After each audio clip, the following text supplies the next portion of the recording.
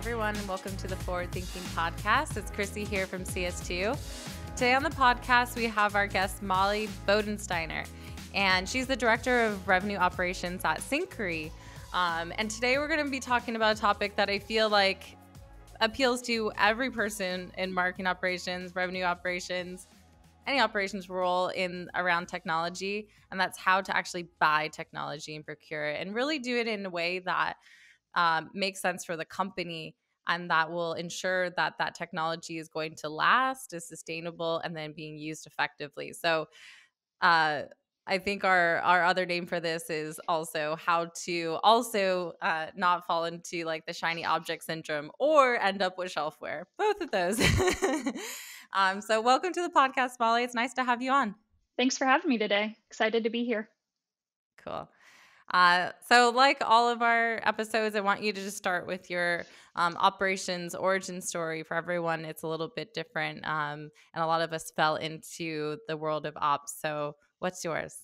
Yeah, so I, very coincidentally really started my career in operations. I was a marketing major in college and had a company hire me as an intern to start building access databases for them. So that's weirdly how don't ask me why, but it was worked that out. In the job description or it actually was. And took a unique chance and had the luck of really starting to understand how data architecture, databases work, but being a marketing major, had that creative side to it, and started full-time at that company, and was moved into doing their marketing automation at that time, which was really email sends years ago. And they made an investment to help me get my Six Sigma green belt and started to really understand process and fell in love with just the concept of automation, operations, analytics from there. And I've spent the last 12 years in this space.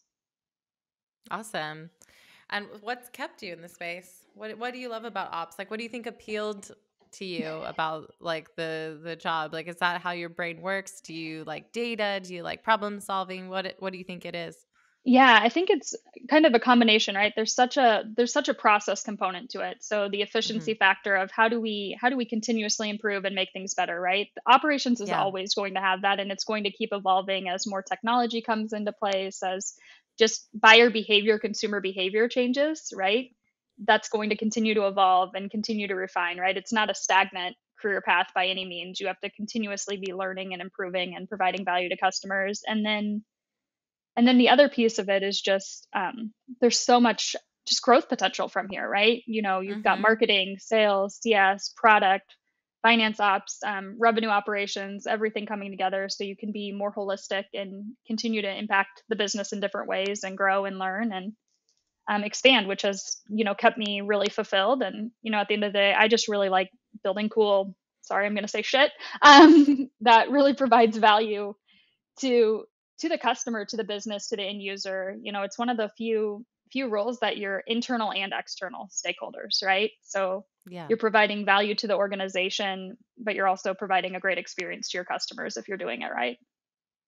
Yeah, definitely. 100%. I think and you kind of just encapsulated like what I feel like revenue operations, like the goal of that team is, as much as my opinions of how to actually execute on revenue operations, like just having, I think, that big picture, putting all the things Yep. together, knowing all the teams now know that need to work together toward this common goal, and having like an operations team that works together too to support that, I think is super important.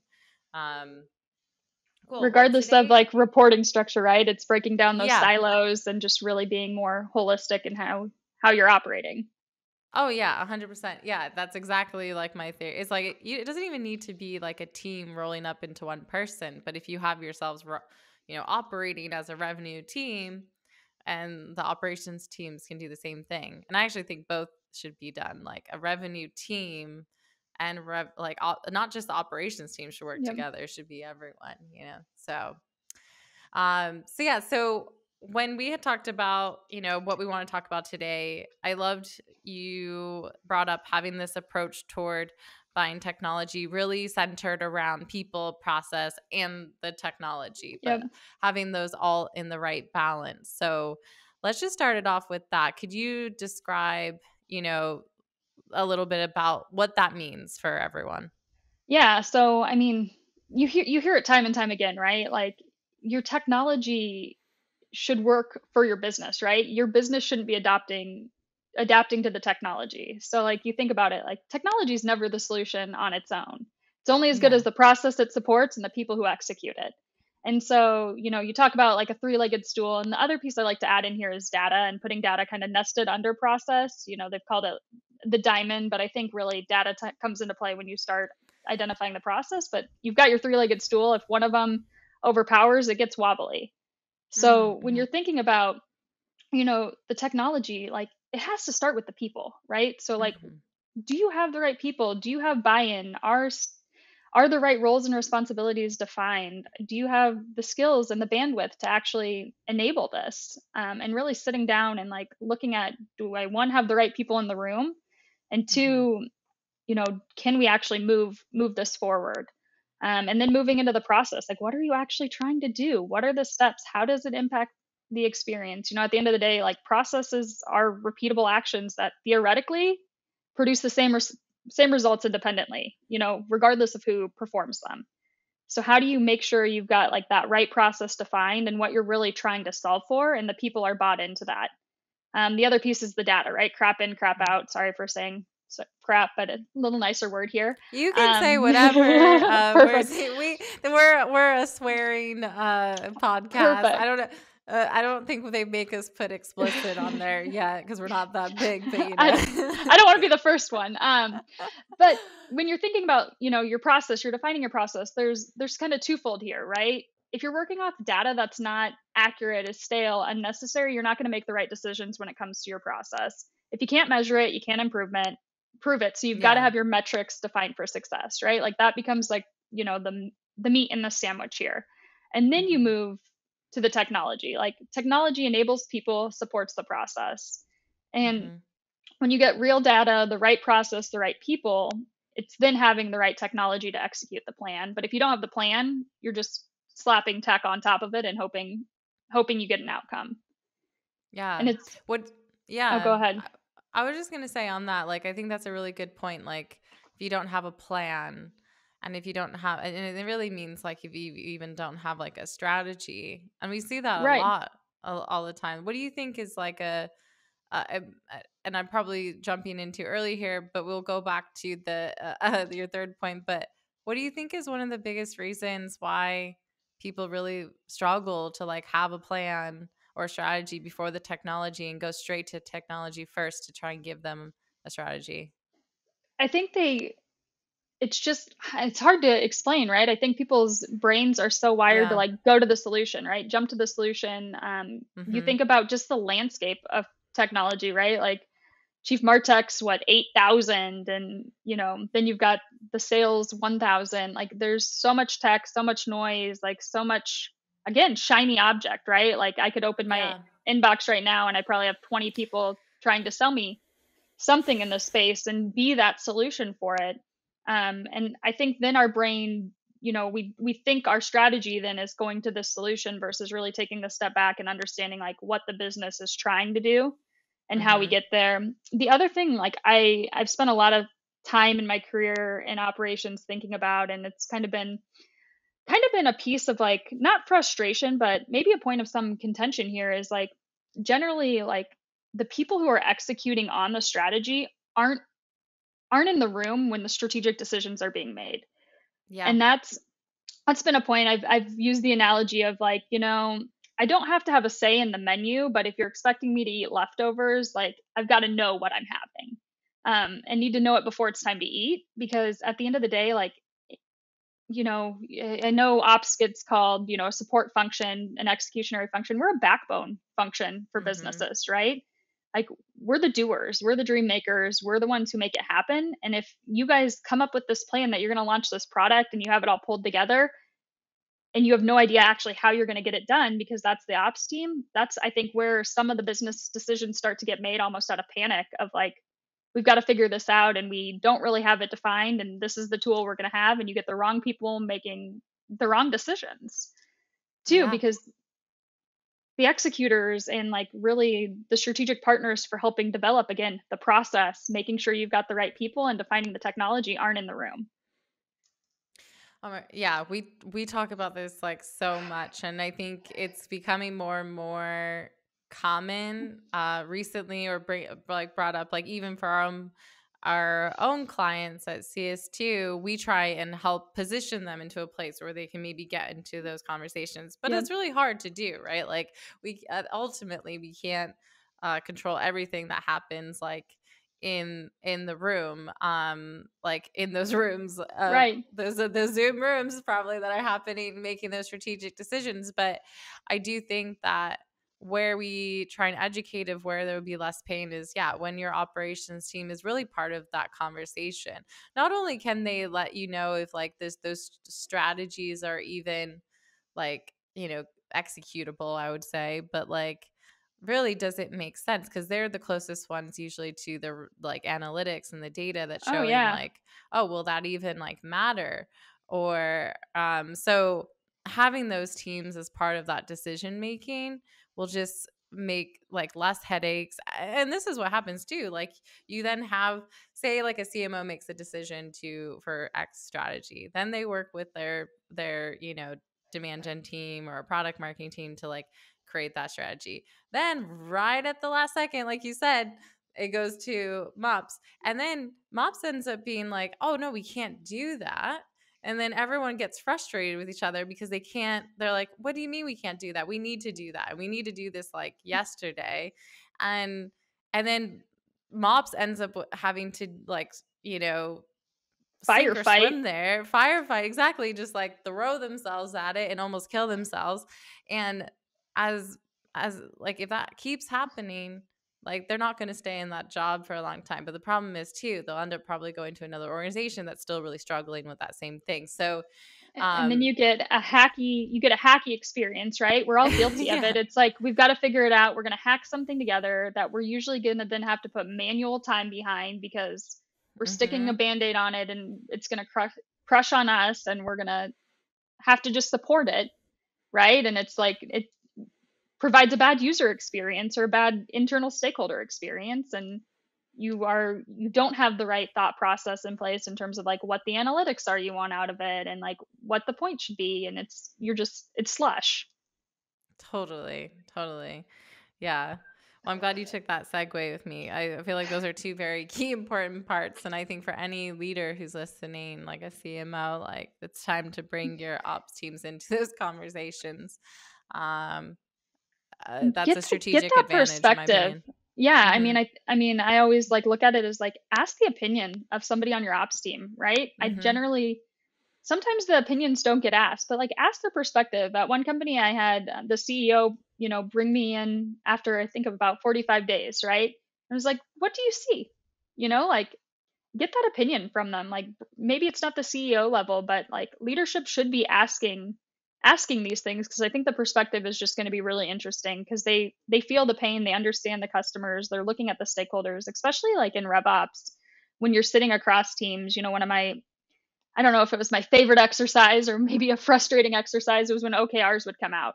I'd look at Mm-hmm. marketing's OKRs, I'd look at CS's OKRs, I'd look at products OKRs, I'd look at sales OKRs, and I'd be like, yeah, none of these go together. Yeah. Totally. So it's like how do you facilitate people actually working cross functionally, not only at a strategic level but also at the tactical level? Yeah, it's really like a lot of the misalignment can really be controlled at like leadership levels. But I Hmm. will say, like, for people who are, in a MOPS role, or you're leading revenue ops and stuff like that, like if you feel like you can't control at that level, figure out like what you can control. Like you said, figure out what everyone's OKRs are, and Yep. zero in on the revenue team and trying to find similarities and distill down like, okay, these are actually what I'm seeing are the top goals, and then prioritize. Because the more you're making your decisions based on that, like you can get people more aligned and working together because they're all now executing on common goals. Yep. Where that really does fall on the leadership side, in my opinion. But if you like, it doesn't mean doom and gloom if like that's not happening. Like maybe to try and position, be a little bit entrepreneurial in your role and try and like be the person like joining Right. everyone together. That's a really great advice actually, just for someone's career. Yeah. The other part is like reason with logic and not emotion, right? Because I think sometimes Yeah. you see this and you get overwhelmed and frustrated and you lead with emotion. But what I've learned is like if you just lay it out really logically and Mhm. don't even form an opinion or a statement, but just push it Mhm. back on like ask the obvious question, right? Figure Mhm. out what the most obvious question is and pose it and leave it at that. Because a lot of times they come back, oh yeah, didn't think about that. We Mhm. should probably loop in, X, Y, and Z and talk through this more. It's Mhm. okay to like coyly point out the obvious versus like coming in like a bull, right? Totally. Yeah. It's very consultative approach. You can tell that you've done some consulting. And you Let now it have be their idea and know it was yours. exactly. Yeah, 100%. That's a great way. And you internal people definitely take that approach because like you will like win people over for sure. Yep. Okay, so we talked about the people side, the technology or process, and like obviously we need that around technology. But how do you apply that framework? Like especially for you when you've come into your roles and maybe you saw that things were like maybe disjointed or they've acquired tech the wrong way. How do you really start to create a framework for how you acquire technology or even get rid of technology, really? Yeah. Like because both are pretty important in this day right now. Right. I mean, the first step is like the obvious one, but I think we miss it a lot. And it's like document what your current tech stack is. I mean, Mm-hmm. you don't have to put a beautiful flow chart and like how everything maps together. Like those are nice to have, but with the average tech company having about 120 different applications, like it's going to become kind of a spaghetti nightmare. Like get a Google Sheet, open up Excel, and like start documenting what you have. And don't just think about it within your domain either, right? If you're in Mm-hmm. maps, go bigger, go across the organization, work with IT, finance, like somebody pays the bills. So if you're not Mm-hmm. sure what you're getting, like go to finance, right? That's the source of it. You should really understand, what's our current stack? Because you're gonna probably uncover a lot when you do this exercise. I worked at one company and we learned we were paying for a secondary marketing automation platform that was on an auto renewal that no one knew we had. No one had a log into it, anything like that, right? Um, so just super great, right? Um, Yeah.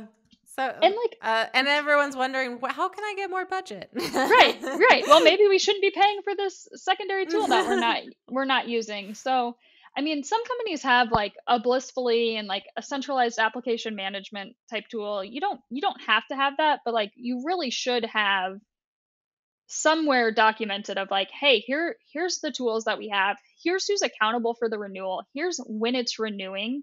Here's how it's Yeah. priced too, right? So when you think about budgeting and planning and like building out your roadmap for tech, what's my max increase of the contract value? Let's apply that so we know, Mhm. this is how much it might cost us next year. Or these are our growth goals for sales. We know we're going to need more licenses, X, Y, and Z.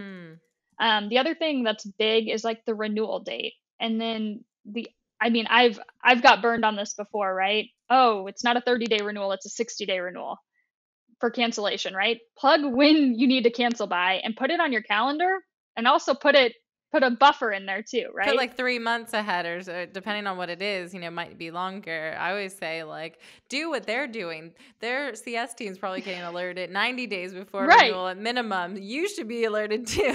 Right. Get your runway. And like the other thing to think about is like again, it's not just go to market, right? Product, engineering, IT solutions, HR solutions. Understand what is at your disposal to use.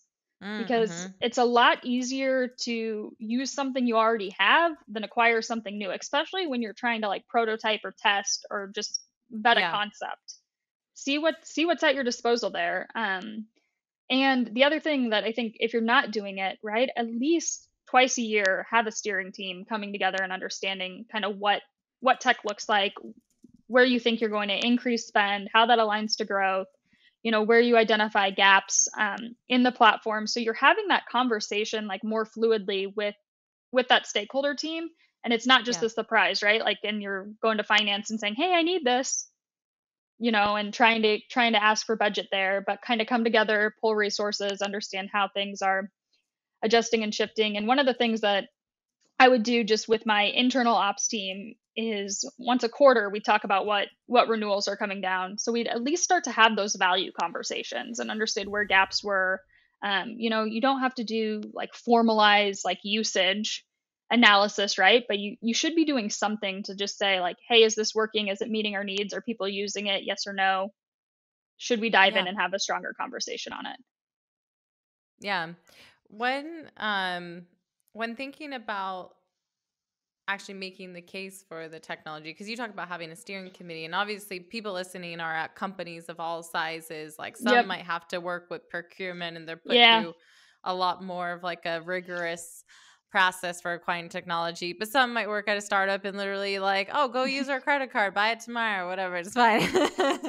um how I think the way you talked about it in your approach, it kind of applies to both, but what do you think are kind of the common steps that on at any level, like the are good to take when really trying to make the case for the technology, like questions to ask, or like because I think your steering committee makes sense, and I think Yep. documenting everything and having a process, but when actually making the case for technology, whether that goes to a procurement team or enforcing it on your team to like work with you even Yep. to finally make that decision, what are some of those things that you think would be useful? Yeah, I mean, start with the strategy, right? So where Mhm. where does this, technology support the strategy and support the process? Mhm. The other piece is like anywhere you can provide data behind it drives a better decision, whether that's cost savings, revenue projections, efficiency, Mhm. experience, right? How do you align that and talk through, think through it in terms of like the customer experience and the buying cycle and like how does that Mhm. fit in there and really support it and make the business case not based on the technology but based on the efficiency or the value that the technology will provide. The other thing Mhm. that goes a long way in this is like that you've done your due diligence and you don't have another tool that already does this, or you've Yep. you've actually proved a concept as well, right? Yeah. So the other thing, I've been guilty of this before, right? It's like, oh yeah, we have budget, we buy the tool and we don't put any thought behind it, right? Like don't spend money Mhm. just to spend money just because you have it, which we know that's like your natural instinct to do because you never know if you're going to get it again. but but figure out like what's the design that you can use to POC this, right? Yeah. Um, and get some traction behind like, hey, here's what we're seeing. This is how we've tested our hypotheses. This is the results that we've gotten back. Now let's scale this and Mhm. come up with that plan. And it might be, hey, here's we're going to use this lightweight tool that's going to cost less than what our procurement cost is to just start to test it. And at the point that it works, like we want sign off to be able to move quick and scale. Mhm. Yeah.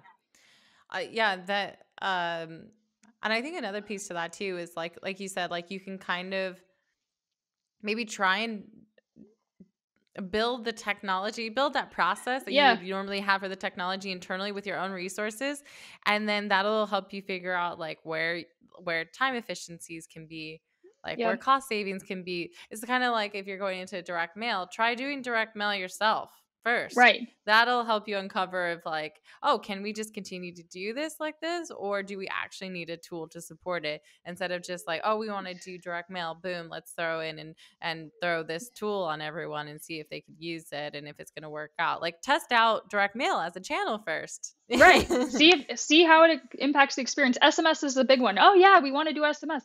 Well, maybe you should start gathering opt-ins first and see like what the traction is of the opt-ins. Because if you get the SMS tool and you can't text anybody, it's of no use to you, right? So, Yeah. Or even figure out, does your customer even want to text with right. you?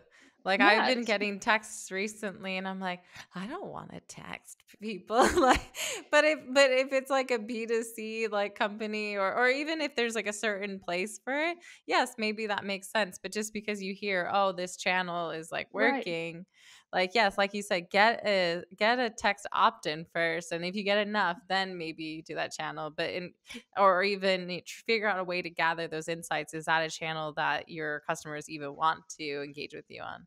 Right. It's like don't go 0 to 100, right? Go 0 to 20 and start there and like incrementally inch up. And it's a fine line there too, right? Because the Yeah. other thing is like there's an investment when you are implementing technology, but you think about it, if you're a two person company, like should you go buy Salesforce? Probably not, right? Like No. who's going to implement it, who's going to use it? But as you think about implementing like larger technologies, your CRM, your MAP, those different things, like you've got to think about growth too and factor that in, because it's costly to migrate, right? It's costly to Totally. change, and the administrative work on top of that, because so much is baked into that. So you also want to think about the future, as well as you grow Yeah. into it. But it's kind of one of those things like, when do you buy the minivan? Do you buy it when you're pregnant, or do you buy it when you have 4 kids, right? So figuring out like that right fit. Which one did you do? Well, I still don't drive a minivan, but the second we found out we were expecting with our second, we went to the dealership, and my husband will probably drive a minivan for the rest of his life. So there's two types of people in the world, right? Myself and my husband. So Yeah. I've always been those ones. I was like, do not let me buy a minivan. I don't care how many kids I have. I'll just give me a bigger SUV. But uh, some people love it. I'm getting But I'm yeah. getting closer to it. Although I do see people putting their kids in and out of them, and I'm like, wow, that looks so easy. You're not even hitting their head on the door. They're not door dinging. That's great, right? Yeah. One thing that I think comes up a lot too, especially at certain organizations, is you'll have someone come in new, whether it's a CMO, a leader, or even sometimes just like an owner of demand gen or whatever, and Yeah. they go, I want this tool. I need this to do my job. And they do it, within the first month. How do you tackle conversations like that? I think having Oh, your process kind of weeds out some of that, right? But when right. you maybe that person's being really persistent and focusing so much on why they need the tool to execute their job, like what is a good way to combat that? I mean, this sounds so You can be crass in honest. saying it. It's like, maybe you don't know how to do your job the right way, right? Like you've got to be agnostic to this. And this is the other thing, like I think about when you go into procuring technology, it's requirements, right? You have to Yeah. have requirements and be able to do vendor comparisons based on clear requirements that tie back to your process. Mm-hmm. And making that like, I just saw a thread in Slack the other day of somebody who was like, yeah, my CMO argued with me about why we had to get HubSpot. I really wanted Marketo, but it was HubSpot. Made the decision, and he put his resignation in. Right? People leave and people change. Like you can't base your technology off of the ebbs and flows of people in the organization, right? You've got to base it off of the process. And when I talk about like, the people concept and the people process technology, it's not Mollie likes Marketo, Mollie likes HubSpot, Mollie likes CRM. It's this is Mollie's role, these are her responsibilities, this is what she's accountable for, and how she fits into this, right? I It, love that that. that's the people piece of it. And so I like love that. you can't Mm-hmm. make decisions based on people. You also shouldn't buy technology because your friend works at the company, right? Like you Yeah. need to make the right decisions for your customer and for your organization, and be really agnostic about that. And like, Totally. I mean, that's, I would laugh if somebody came in and is like, yeah, let's uproot our entire thing because I like Salesforce over Dynamics. Like, it's like, okay, why? Mm-hmm. Yeah. I think also it just means that that person thinks that the tools are the strategy and are really Yeah. struggling to create strategy. And I think I love that you said like not focusing too much on the tool, because I think that's just good advice in general for a career. A lot of times people say to me, oh, like you said, like just based on like even working at Marketo or being comfortable with it, oh, you're gonna tell me that I should buy Marketo. I'm like, no, I'm not. I Yeah. actually just want to let me understand, like, what are your goals? What are the things you want to do? Like, how important is scalability of programs to you? Are you executing a lot of them? Do you want a decentralized model? Do you want a non-decentralized model? Like, there's so many things. And then I'll suggest, what would be maybe my opinion, the right fit. But, and for people that just leave because like they don't want to use a new tool, in my opinion, operations, that's a tough way of looking at it. What happens if that tool becomes obsolete and you're Right. just known for using that tool? You don't want your career to be obsolete. Right. It's, so when you think about it, if like you're a marketing automation expert, right? You shouldn't be an expert you should be an expert in the tool, right? But like you should really be an expert in the fundamentals, in the strategy, in what you're trying to do regardless of the tool. Like really being platform agnostic and being able to Hmm. apply practices that go into it based on whatever tool you use. Totally. Yeah. I I agree. And I think that's for everyone. Like, don't get so focused on like specific tools. Just be focused on the specific strategies and outcomes that those tools can do. I Right. think that's kind of what you're saying here. Like, tracking the outcome, what the process is going to be like, matching that to a tool that really makes sense. It's all who's going to be using it. Do we have enough people to use it? Because it's not like, oh, you add on a tool and then that's it. Like Right. it needs to be maintained, and so it could be that your whole team needs to adjust to that. Are we getting value out of it, right? Like are people actually using it? I mean, it seems really obvious, but I think we're moving so quick, we're not ever like sitting back and reflecting, and it's like really forcing that evaluation and that reflection of like, is this doing what we really need it to do? And like one of the things that I've thought about in my career is like you think about like, do we need a tool for this? What do we have this? Like sit and spend a week and like log what you spend your time doing. Right. And I know Mm, it's like it's a tedious thing and it's so hard, but like when you go back and reflect on like, oh, here's where I'm really spending my time. Should I be spending my time doing this? Like mm-hmm. even just like non-technical things of like these are people who are asking me questions about how to do X, Y, and Z. Where's that missed enablement? And I'm spending my time here. But take and do some of that reflection.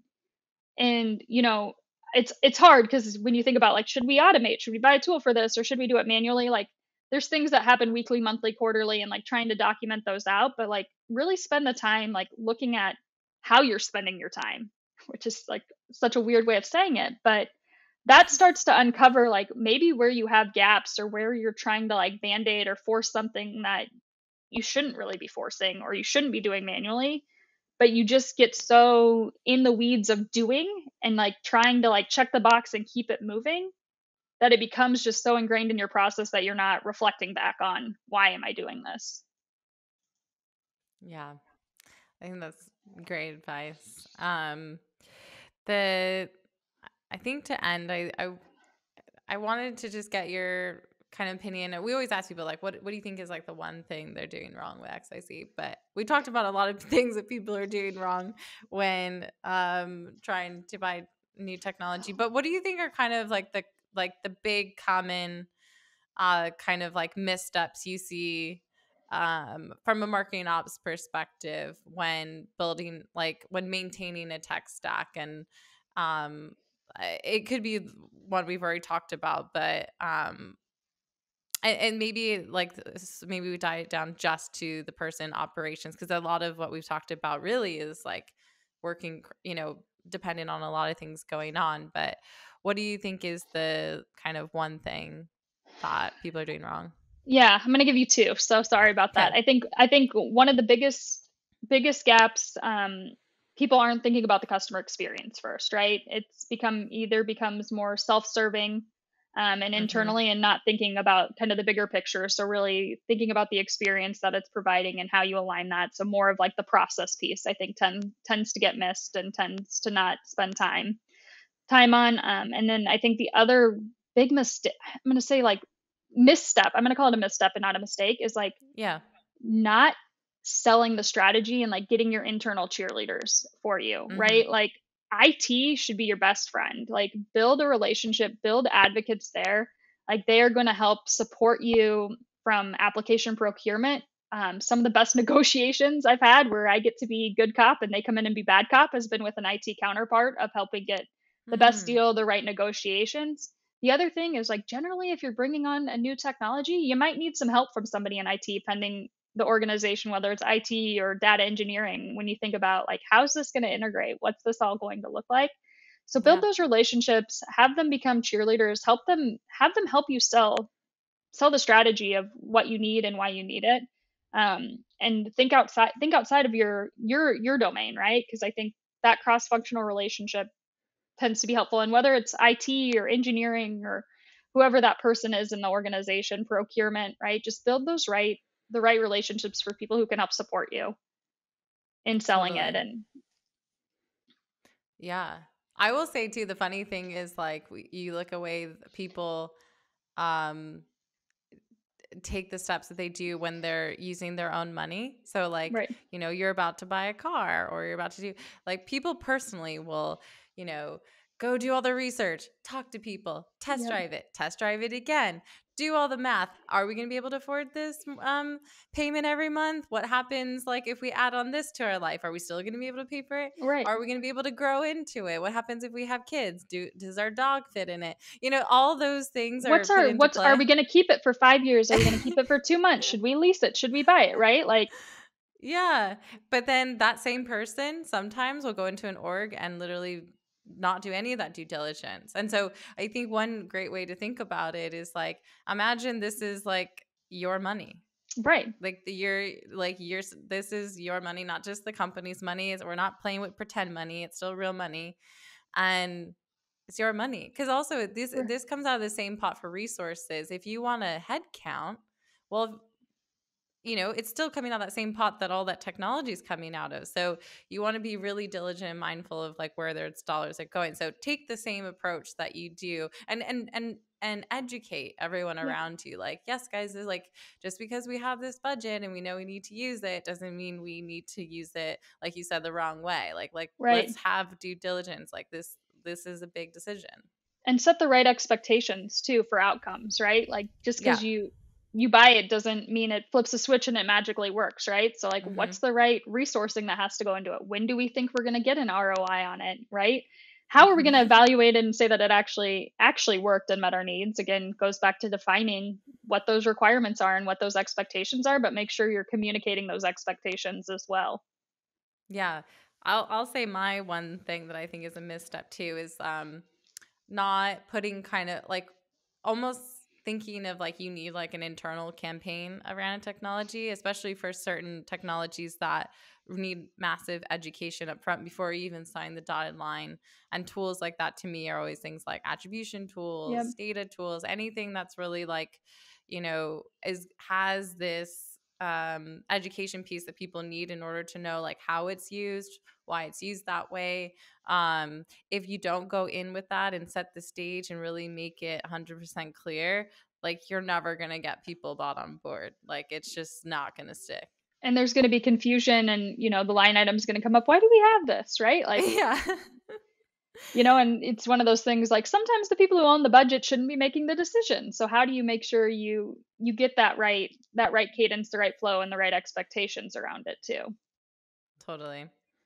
Well, I love this conversation. We're a little bit over time, but I think for everyone, there's so many great pieces here. I think like putting more of a process, really thinking about the people, documenting everything first, seeing what needs to go, what you can keep, what can be reused, how to make cases, focusing on outcomes, and really getting the like a buy-in and selling like why it's really gonna drive the outcome of what we need. And that and much more. But all of those I think are super important to maintain a tech stack that really works and really doesn't just drive your ops team crazy and doesn't leave you with egg on your face as well when it comes down to like all these renewals and technology going on a shelf and not being used. So thank you so much, Mollie, for joining today. We're going to link to your LinkedIn profile, and Mollie works at Syncari, which is lucky for her. She's working at a company that actually knows the value of operations and sells to RevOps folks and operators. So Yeah, is there anything you want to plug around Syncari or where people can learn more about like you, connect with you on LinkedIn? What do you think is best? Yeah, connect with me on LinkedIn, reach out. I'd love to share, how we're using Syncari just to make my life easier and our ops life easier too. I mean, we buy all these point solutions that don't talk to each other and really don't centralize the customer data first. And that's one of the things that Syncari is really helping to solve. So reach out, Yeah. happy to share more. Awesome. Well, if you enjoyed this episode, feel free to share it with your colleagues and friends or leave a review. And we'll see you all on the next episode of Forward Thinking. Have a good one. Thanks, Mollie. Thank you.